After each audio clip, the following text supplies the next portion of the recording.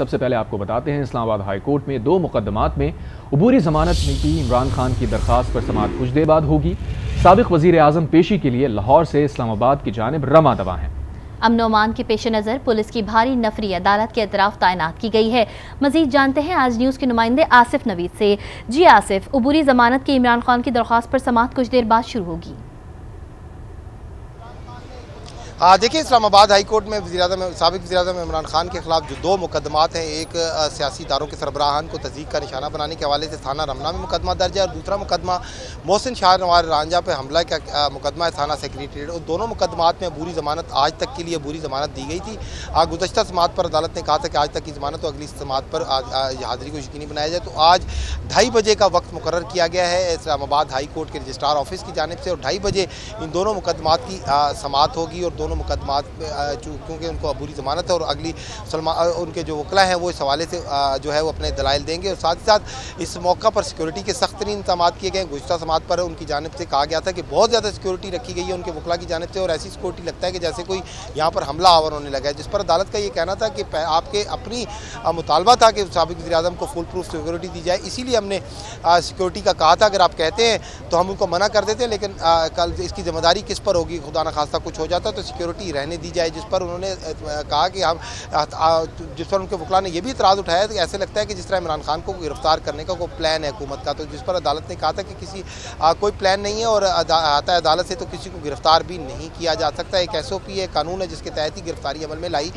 जा सकती है। तमाम आज भी सिक्योरिटी के सख्त तरीन इंतजाम किए गए हैं, फुल प्रूफ सिक्योरिटी है। 2:30 बजे समाअत होगी। आप सिक्योरिटी के इंतजाम के हवाले से हमारे नाज़रीन को अपडेट कर रहे हैं, ये भी आपसे जानना चाहेंगे, ज़ाहिर दफ़ा 144 नाफिज है और कोई भी गैर मुतल्लिक़ा फ़र्द यहाँ नहीं आ सकता है, तो क्या PTI के जो सपोर्टर्स हैं वो यहाँ पर आपको नज़र आ रहे हैं या उनका आने का प्रोग्राम है?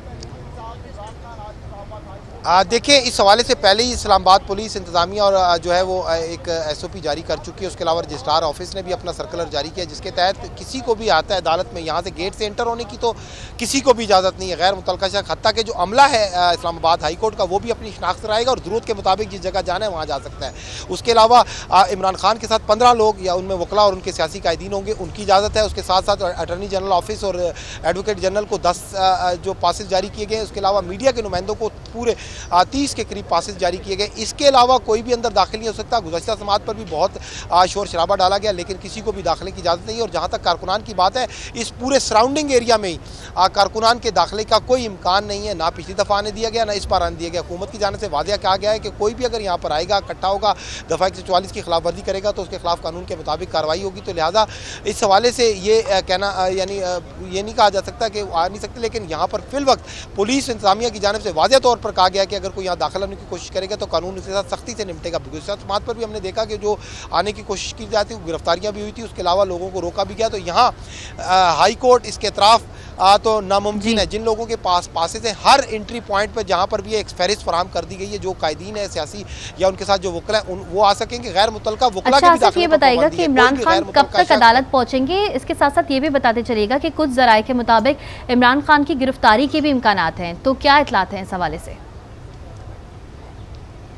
देखिए, फिल वक्त इमरान खान की गिरफ्तारी के हवाले से जो है वो कोई इम्कानात नज़र नहीं आ रहे। उसकी वजह है कि आज तक तो अबूरी ज़मानत है। अगर ज़मानत में तोसी नहीं होती तो उस सूरत हाल में कुछ हो सकता है। लेकिन एक चीज़ का खदशा इस वजह से पैदा किया जा रहा है कि गुज़श्ता समाअत पर भी इमरान खान की एक मेडिकल रिपोर्ट जमा करवाई गई थी, जिस पर अदालत ने वाज़ेह तौर पर कहा था कि आइंदा समाअत पर अगर आपने मेडिकल रिपोर्ट की बुनियाद पर कोई रिलीफ मांगा अदालत से तो आपको सरकारी अस्पताल की मेडिकल रिपोर्ट जमा करानी होगी।